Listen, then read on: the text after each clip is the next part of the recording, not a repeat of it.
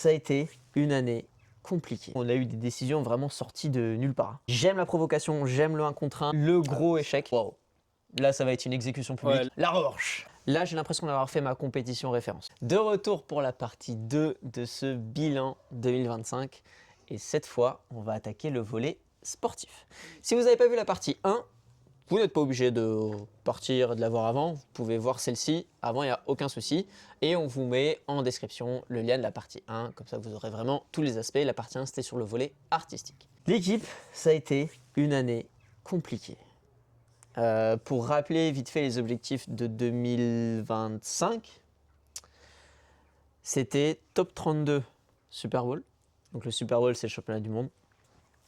Et top minimum 8 français. Ça a été mon année la plus productive en termes de compétition. Ouais. J'ai fait 6 compétitions cette année. Ça a été ma saison la plus complète. Ça, c'est le gros point positif. C'est le gros point positif. Ça a été dur au niveau calendrier. J'ai pas fait toujours les compétitions dans les meilleures conditions possibles, mais ça fait partie du jeu.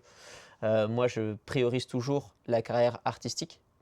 Et donc, il y a des compétitions où j'ai dû partir le jour même, arriver, faire le truc et repartir. Mais c'est le jeu. Je suis très content d'avoir réussi à faire 6 compètes cette année. L'année d'avant, j'avais dû en faire 3 à tout casser.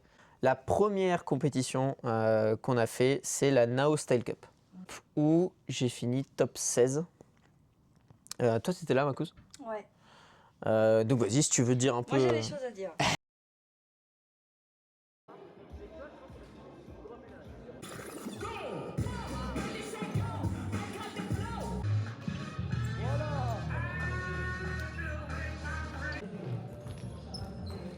C'était la première fois où je te voyais faire peu de drops. Et tu m'avais vraiment impressionné. Là, on avait 1 minute de présentation en qualification. Et sur le dernier geste, le tout dernier, oui, c'est vrai. Je fais on appelle ça un reverse. Le talon. Ouais, et je frappe avec mon talon fort, et bêtement, parce que j'ai pas besoin de mettre autant de force pour ce geste. Je frappe super fort et je m'éclate le talon au sol. Et j'ai boité pour toute la compète. Ouais. Et dans cette compète, je perds en top 16 contre Sogera. Oui. Je crois que j'étais passé à côté de ce battle. Déjà, la blessure me faisait super mal et j'étais plus concentré sur la blessure que sur mes passages. Et en plus, j'avais commis l'erreur aussi de commencer à anticiper le battle d'après qui était Nolan. Donc, je voulais garder des gestes pour Nolan et du coup, j'en ai pas mis assez contre Sogera et je me suis fait sortir. Donc, ce battle-là, qu'est-ce que j'ai compris? 1. Pas se blesser, mais il faut faire attention. C'est pas la peine d'envoyer trop de force quand il n'y en a pas besoin. Ouais. Et 2, commence pas à te projeter trop loin, même si je vais refaire la connerie plus tard. Enfin, entre guillemets. Flash forward. Bref. Il faut être concentré sur le moment présent et sur le battle présent, quitte à mettre trop de niveau par rapport à ce qui est demandé pour passer. Ouais. Il vaut mieux que ce soit dans ce sens-là que l'inverse. Donc je perds un top 16 contre Sogera, ce qui est... moi, je visais top 8 sur cette compétition. Donc, et premier échec sportif de la saison. Mais bon, c'est gain d'expérience. Après, le battle que tu avais fait contre Damien, il était pas dégueu. En top 32, ouais, non, il était bien. Ouais. Il était bien. Ensuite, deuxième compétition qui est un peu spéciale parce que c'est pas une compète à part entière. C'est le S3 Tour, donc du groupe S3, qui est très connu. C'est notamment le crew de Céane Garnier. En fait, eux, ils ont organisé un espèce de championnat durant toute l'année où ils ont du 5 contre 5 avec des équipes et ils demandent à des freestylers de venir faire une animation avant leur match de 5 contre 5 et c'est un battle. Donc en fait, c'est un espèce de championnat parce que c'est à différents moments de l'année et ils sélectionnent eux, les mecs qui vont faire le 1 contre 1 pour animer juste avant leur match. Et moi, je suis tombé contre Ben. Ben, champion de France actuel de freestyle. À l'époque, il n'était pas champion de France. À l'époque, il était numéro 3. C'était déjà une brute. Le battle se passe plutôt bien. Moi, je ne me rendais pas compte à quel point il était fort. C'est vraiment ce battle-là où... Ouais, toi, t'étais là d'ailleurs à ça. Wow. Il est très fort. Il est très... moi, je savais qu'il était très fort. Mais, moi, je ne pensais pas autant. il m'a lavé au premier round. Explosé. Deuxième round, c'est un peu plus serré. Et troisième round, pour moi, de mémoire, je pense qu'il est pour moi. Donc c'était quand même un battle pas serré parce qu'il le gagne, c'est sûr. J'ai fait beaucoup trop de drops. Mais j'ai quand même proposé une belle opposition. Et donc du coup c'était très cool, j'ai passé un très bon moment. En plus c'était organisé par S3. Moi S3 quand j'ai démarré le freestyle c'était un crew qui me faisait rêver. Ouais. Moi je démarrais le freestyle avec Céane Garnier et donc être appelé par ce crew là, surtout que c'était super bien organisé. Très bon accueil, Andreas. Ouais très c'était sympa. très cool. Très cool. Donc je perds ce battle hein. Mais c'était une belle expérience. Donc deuxième défaite, j'ai été faire un camp d'entraînement en Colombie chez Boyka pour préparer le Super Bowl. Boyka, c'est ma source d'inspiration première depuis que j'ai découvert le freestyle. C'est vraiment le style qui m'a toujours plu, le style colombien. Et donc j'ai passé 15 jours à Medellín à m'entraîner avec lui. J'en ai chié comme pas possible. Là, c'était pas les vacances reggaeton machin. Hein. C'était entraînement. Donc c'était top. Mais qu'est-ce que c'était dur. Je me suis régalé. Et j'en garde vraiment de bons souvenirs. Donc c'est pas une compétition. Mais l'intensité était tout pareil. Et tu été juge à une compétition pour la première fois. C'est vrai. Durant mon petit séjour là-bas à Medellín, Boyka il organisait une compète avec des freestylers d'un peu partout en Colombie, mais surtout Medellín. Et pour avoir un jury international, il m'a proposé des juges. Et donc j'ai eu ma première expérience en tant que C'est juge. ouf, ça. Et du coup, ça me permet deux choses. Je vois l'envers du décor, donc je comprends un peu mieux qu'on puisse se faire avoir en tant que juge. Mais deux, je suis d'autant plus intransigeant maintenant avec les mauvaises décisions. Parce que, alors, oui, certes, tu peux te faire avoir par le public, par l'ambiance, par des éléments extérieurs. Mais si tu as déjà été compétiteur, il y a des trucs auxquels tu peux faire gaffe. Et si tu notes en plus les choses, tu peux ne pas te planter. Pour moi, le truc le plus important, chaque juge devrait être capable de justifier une décision. Bien sûr, ça c'est normal. Voilà. Ben, c'est pas si normal que ça. Ah ouais. Donc il y en a qui le font très bien. Il y en a d'autres où parfois les décisions... surtout l'année dernière, on a vu des compètes où on a eu des décisions vraiment sorties de nulle part. Donc, surprenante, on va dire. Ouais. Complètement à côté de la plaque. Moi, je pense à un Red Bull Street Style sombre en Belgique. Il y a 2 battles où là, tu fais, mais il n'y a aucun monde où tu peux justifier cette décision. Enfin bref. Mais c'était très cool d'être juge, d'avoir l'expérience de juge et de voir aussi à quel point les éléments extérieurs peuvent influencer. Ensuite, la compétition d'après, qui était une vraie compétition pour le coup, l'IFFC. L'IFFC, c'est une compétition en Allemagne que j'avais déjà faite l'année précédente, qui avait été une catastrophe. Une catastrophe, ma pire compétition ever, où on avait voyagé dans la nuit, on était arrivé à 3h du matin, c'était une compétition que j'avais fait avec Amy. Et il n'avait pas de café. J'avais pas bu de café, j'étais éclaté et j'étais complètement passé à côté de la compète. J'avais terminé 3e, mais pas de la compétition principale, de la compétition intermédiaire. Donc ça avait été horrible. Et donc là, le fait d'aller en intermédiaire, ça avait été une contre-performance. Un échec énorme. Et donc là, cette année, j'y retournais pour laver mon honneur, grosso modo. Top 16, je perds contre Shohei. Shohei, c'est un champion japonais très fort. Très fort. Et je suis plutôt content de cette compétition. C'était l'objectif, top 16. Donc là, pour le coup, c'était plutôt une réussite. Et surtout, j'ai livré un battle serré. Certains même m'ont vu gagner. Moi, je sais que c'était très serré et quand tu es contre un japonais, tu sais que c'est plus compliqué. Parce qu'ils ont un style qui est tellement atypique, ils ont leur flow. Shohei, c'est un gars qui est très créatif et qui a ses gestes à lui. Donc tu pars avec énormément de désavantages. Et mon niveau de lower, même s'il était fort à ce moment-là, il n'était pas suffisamment pour vraiment contrebalancer l'effet japonais. Donc bon, je perds ce battle. C'était serré et j'étais plutôt content de cette compète. Voilà, top 16 l'IFFC, c'était plutôt cool. Et donc juste après l'IFFC, on a fait l'Urban Fest, qui est pareil, un espèce de meeting un peu comme la Nao Style Cup. Mais c'était une compétition cette fois internationale. Il y avait Jesse, il y avait Denis, il y avait Akbari et il y avait Marquis. Ouais, c'est ça, les 4 internationaux. Et donc là, je fais top 8 et je perds contre Marquis, le champion suisse. Mais là, le battle était encore plus serré que contre Shohei. Vraiment serré. Moi, personnellement, je pense que je le gagne, ce battle. Parce qu'il y a des drops chez Marquis que moi, j'ai pas. Je crois que j'ai un drop, lui, il doit en avoir 3. À vérifier quand même, mais je sais qu'il a plus de drops que moi. C'est un battle qui est très serré. Je comprends qu'on puisse le donner à Marquis, parce qu'il a vraiment un style, une créativité, originalité, tout est très fluide chez Marquis. Il a un niveau de site qui est pour moi l'un des meilleurs sites au monde. Voilà. Donc je comprends qu'on puisse lui donner. Donc voilà, c'est un battle serré, top 8, c'est pas un échec, non, c'était pas dégueu. Et je suis content en fait d'arriver à ce stade où, ça y est, déjà tu te tapes contre des champions nationaux, champions suisses, Marquis, et tu commences à proposer une opposition digne de ce nom.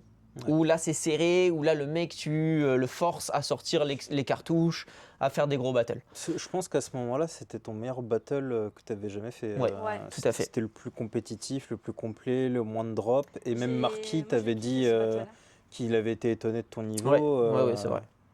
Donc ça c'est plutôt positif. Non, ça c'est positif, c'est vrai. Ensuite vient le gros morceau. L'objectif de chaque année. Ah, Super Bowl. Le Super Bowl.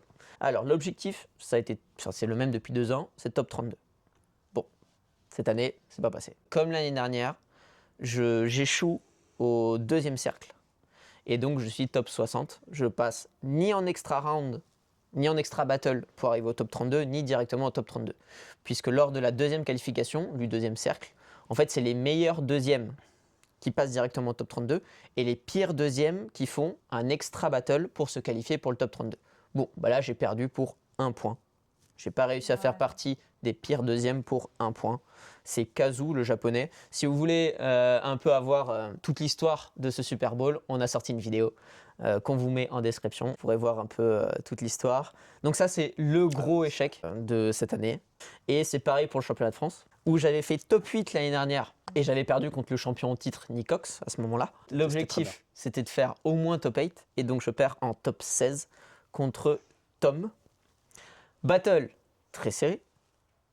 Je perds pour 1 point, encore une fois. En fait, cette saison se résume à 1 point. Alors, on va pas se mentir. Super Bowl, championnat de France, je perds pour 1 point. C'est un battle où, moi, pendant le moment, je suis persuadé de le gagner. À peu de choses, mais je pense être devant. Surtout lors du 3e round où je réponds à son lower, je fais un combo long et je termine bien. J'ai aucune erreur dans le battle, aucun drop. Lui, il en a. Donc, bon, c'était un battle serré. C'est ma faute, pareil, d'avoir laissé la possibilité au juge de le donner gagnant. En sachant qu'on est quand même contre des adversaires, que ce soit Shohei à l'IFFC, Marquis à l'Urban Fest. Au Super Bowl, c'était Kazu. Et là, Tom, c'est des gros adversaires, c'est des gens super forts. Donc, en effet, un battle serré, ça peut basculer facilement d'un côté comme de l'autre. Là, Tom, il a sorti un très beau battle, c'était très fluide. Il a fait vraiment un super battle aussi. C'est un très très bon freestyler. Donc, en fait, face à un mec comme ça, j'aurais dû en mettre plus pour être sûr de gagner. Ouais. Et je ne l'ai pas fait, et ça, c'est ma faute. 2e gros échec, parce que pareil, c'était un objectif important pour moi, le championnat de France. Je fais que top 16. Je fais moins bien que l'année précédente, où j'étais top 8. Donc ça, c'est un échec clair et net. Moi, je suis quand même pas tout à fait d'accord, parce que je trouve que c'était, malgré tout, ta meilleure compétition. Donc tu as fait 3 battles, chose que tu n'avais pas forcément eu l'occasion de beaucoup faire non plus sur une compète. Tu dois avoir peu de drops sur les 3 battles cumulés. Et le premier cercle contre Marco... très gros battle, très grosse entame de compétition, alors que les entames de compétition à chaque fois sont catastrophiques. C'est un gros problème pour toi. Là, c'était ta meilleure entrée de compétition. Ouais. Marco a eu chaud. ça se joue à 2 points et tu l'as poussé en serre au retranchement. Il a été obligé de sortir quelques cartouches. Ouais. Le battle en top 32, tu as été très bon. Je crois que tu as un drop. Mais voilà, ouais. Et même le battle contre Tom, tu as 0 drop. Je trouve que overall, ça a été ta meilleure compétition. Tu as montré ton gros niveau, même si du coup, c'est vrai que si tu en avais mis un peu plus et tu en avais gardé, Nolan, tu aurais tout balancé. J'en gardais un peu, et c'est là où c'est peut-être une erreur. J'en gardais aussi un petit peu pour Nolan le tour d'après. Et sauf que Tom, c'est trop solide pour garder les choses. Donc j'aurais dû tout envoyer. Chose que tu ne referas pas. À la fin du championnat de France, donc imaginez-vous dans quel état d'esprit j'étais. Je perds pour 1 point. Un battle serré à la limite du polémique. Et je dois jouer après Mouton Noir pour les freestylers. Donc à la fin de la compète, en étant rincé. J'ai plus de jambes, je suis KO. Niveau mental, je suis mais plus bas, tu creuses, tu vois, c'est catastrophique. Mais bon, il a fallu se remotiver, se remobiliser. Et c'était une très belle date. C'est drôle parce que c'est une date qui était totalement différente de ce que j'ai vécu avant. En sachant que j'en avais déjà fait 130 avant. Donc Mouton Noir, je le connais bien. Mais là, le public, le fait que ce soit des freestylers, ça applaudissait pas du tout aux mêmes endroits que d'habitude. L'énergie était totalement différente. Le fait d'avoir Boyka aussi dans le public, c'était un truc ouf. Parce que le jury de ce championnat de France, c'est le meilleur jury ever, toute compétition confondue. On avait Mélodie, championne du monde. Elle a gagné je sais pas combien de titres. Une légende du freestyle féminin. On avait Simon, qui est connu dans la communauté freestyle, qui est un très bon juge, donc solide. On avait Boyka, légende colombienne, légende mondiale, tout ce que tu veux. Et on avait les 2 frères Fagerli, qui sont eux aussi les plus grosses légendes de ce sport. Erlend, c'est le Cristiano Ronaldo du freestyle. Il a gagné 10 titres de champion du monde, c'est la légende. Et son frère, pareil. En fait, il y a eu une période où dans le freestyle, toutes les finales, c'était les 2 frères. Quasiment. Là, tu les retrouvais dans le dernier carré à chaque fois. C'était ouf. Donc voilà, ce jury-là, il est imbattable. Moi perso, j'ai jamais vu une compétition avec un jury meilleur que celui-ci. En termes de légende, voilà. Et donc les avoir dans le public pendant que je faisais Mouton Noir, c'était assez ouf. Parce que en plus, c'était le mélange vraiment des 2 mondes. C'était ma carrière artistique plus le sportif. Donc j'ai vraiment réuni 2 communautés que moi j'ai toujours séparées dans ma vie. L'artistique et le sportif. Et là, les 2 étaient réunis au même endroit, à Equinox. Donc c'était ouf. Encore un grand merci d'ailleurs à la scène nationale, à Equinox, à Jérôme le directeur, d'avoir permis ça. C'était ouf. Vous étiez dans le public, je ne sais pas si vous avez ressenti un Mouton Noir différent aussi. Si, ce que tu as dit, le fait que le public réagissait pas au même moment, c'était bien parce qu'il y avait les autres freestylers qui mettaient du sien, qui réagissaient, qui t'encourageaient, comme si tu avais été pendant la compétition. Et puis c'est surtout que Mouton Noir, quand on l'a créé, la partie freestyle, c'est moi qui me suis chargé de tout. Et pour moi, c'était important qu'il y ait du gros niveau dans Mouton Noir. Chaque date, il y a au moins 3 révolutions dans Mouton Noir. 3 révolutions, ça fait partie des gestes les plus compliqués. C'est la catégorie lower, c'est le style le plus compliqué. J'ai voulu mettre énormément de niveau parce que je voulais que si un freestyler passe dans une salle et voit Mouton Noir, freestyler ou freestyleuse, il ou elle se dise « Ok, mon sport, il est bien représenté. Il y a du niveau. » Les gens, ils vont voir, parce que parfois, c'est la seule image de freestyle qu'ils verront peut-être de leur vie.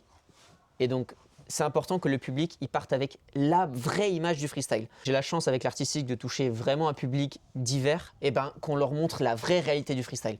Que je prenne des risques, que parfois ça drop ou ça drop pas, on s'en fout, parce que la réalité du freestyle c'est ça, c'est qu'il y a des erreurs, ça existe. Essayez d'en montrer le moins possible, mais montrer qu'il y a du niveau. Et donc là, dans la salle, pour la première fois, comme c'est un public de freestylers, ils se rendent d'autant plus compte du niveau que je mets dans Mouton Noir. Et donc ça réagissait d'autant plus.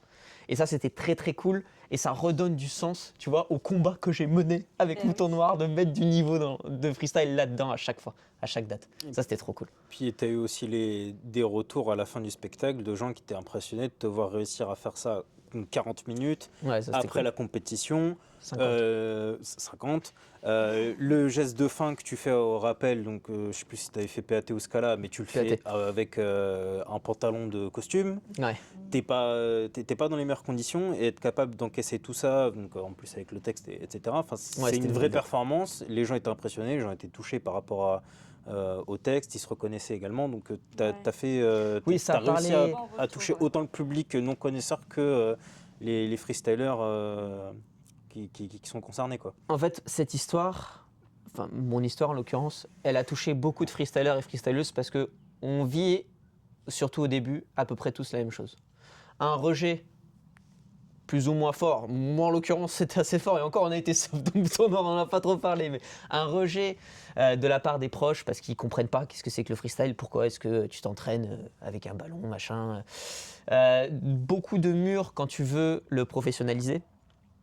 Et un côté très solitaire de ce sport, où, moi en tout cas, tu t'entraînes seul pendant très longtemps, très très très longtemps. Et donc il y a des barrières mentales qui sont assez fortes, et si tu n'as pas la chance d'être entouré, au départ c'est super dur. Et ça j'en parle aussi dans Mouton Noir. Et donc j'ai l'impression que ça a touché beaucoup les freestylers dans la salle, quoi. Donc voilà, ça c'était le championnat de France. Et la dernière compète qui a eu lieu récemment, fin novembre. À Nanterre. Ouais. À Nanterre. Là, ça a été ma meilleure compétition ever. Faite par Raphaël. C'est ça. Bon accueil. En foot, on parle souvent de match référence. Dans une équipe, il y a un match où tout se passe bien et ça nous sert de référence après pour les prochains matchs. Là, j'ai l'impression d'avoir fait ma compétition référence. Ouais. J'ai fini 3e Donc top 3, ça faisait une éternité que j'avais pas été sur un podium. 2022. Depuis 2022 en rookie, voilà, c'est ça. Et très drôle d'ailleurs. Donc ma première compétition, c'est le Super Bowl 2022. Et je perds en demi-finale contre un gars qui s'appelle Abel, qui fait partie maintenant des meilleurs Hollandais en freestyle. C'est une machine de guerre. Mondial, hein, il a fait une belle perf au Super Bowl cette année. Je crois qu'il fait top 16 au Super Bowl. Ouais, c'est une brute. Et durant cette compète, il était là. C'est une compétition internationale à Nanterre. Et je perds contre lui, pareil, en demi-finale. Sauf que cette fois, il gagne la compétition. Ouais. Et c'était marrant de se retrouver, 3 ans après, au même endroit. Sachant que lui, il vient d'Hollande, quoi. Il est super loin. Il se souvenait de toi ? Ouais, on a discuté et tout. Et il se souvenait qu'on était en rookie ensemble et tout. Et donc, de se retrouver à ce niveau-là, son évolution, elle est incroyable. La mienne est plutôt forte aussi, donc c'est cool de se retrouver à ce niveau-là. Et c'était vraiment, pour moi, ma meilleure compétition. À tous les niveaux, il y a très peu de drops. Très peu de drops, juste contre Abel. Mais le reste, c'est très solide. Mon niveau de lower a jamais été aussi fort. Même overall. Hein. Pas que le lower. Donc franchement, et puis je me suis senti en contrôle. En contrôle des émotions, en contrôle de mon freestyle. J'étais beaucoup mieux préparé. Mentalement, l'expérience de toutes les autres compétitions avant, je me suis senti beaucoup plus serein. Je suis arrivé, je maîtrisais beaucoup mieux mon environnement. Je savais où j'allais. J'étais beaucoup plus dans l'instant présent aussi, dans le battle. Ça m'a permis aussi de me rendre compte que moi, je suis un sanguin et ça marche. Il y a des gens, en fait, dès que tu les provoques, ils commencent à péter les plombs. Moi, ça marche bien, ça. J'aime la provocation, j'aime le 1 contre 1. Je suis plutôt conflictuel comme freestyler. Alors, dans le respect et la bienséance, évidemment. Et donc, moi, ça me stimule et ça me permet aussi de passer des steps et de me mettre au niveau. Donc ça, c'est un truc que j'ai accepté parce que je me cherchais encore au niveau attitude. Donc je suis très content d'avoir trouvé mon style, entre guillemets, à ce niveau-là et d'avoir pu vraiment... En fait, c'est la compétition où je me suis rapproché le plus de mon niveau à l'entraînement.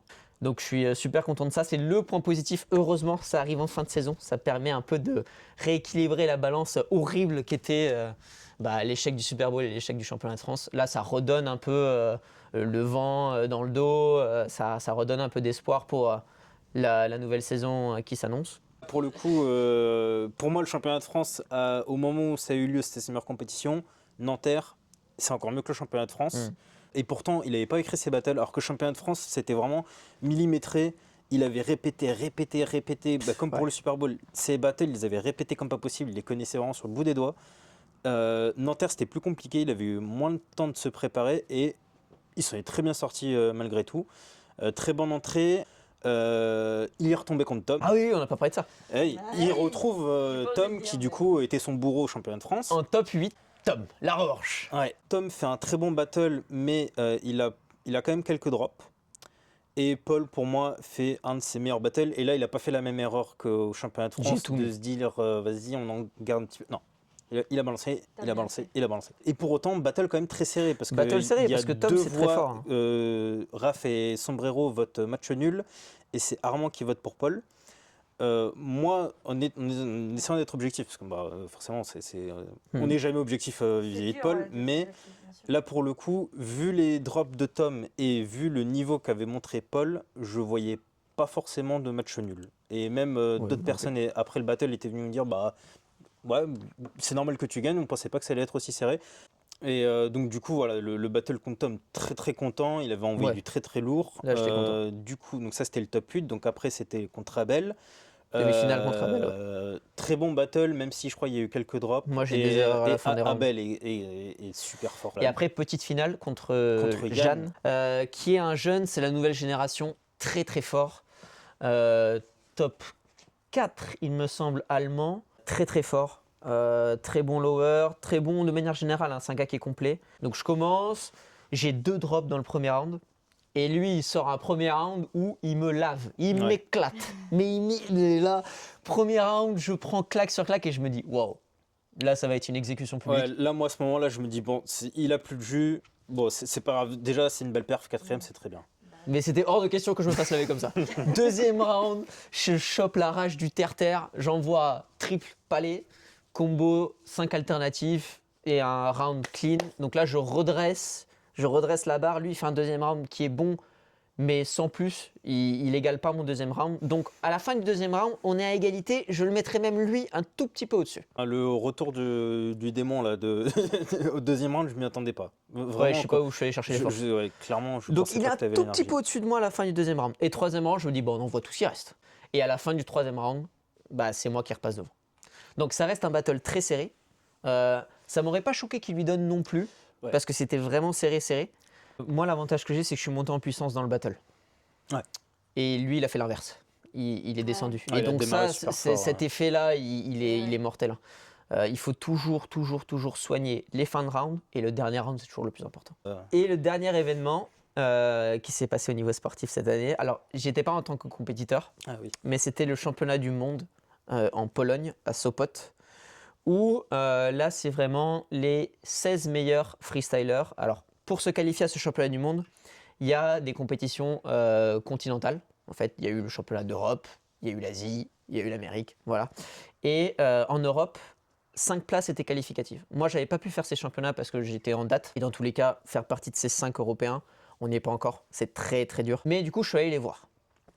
Je suis allé les voir à Sopot, en Pologne, et c'était incroyable.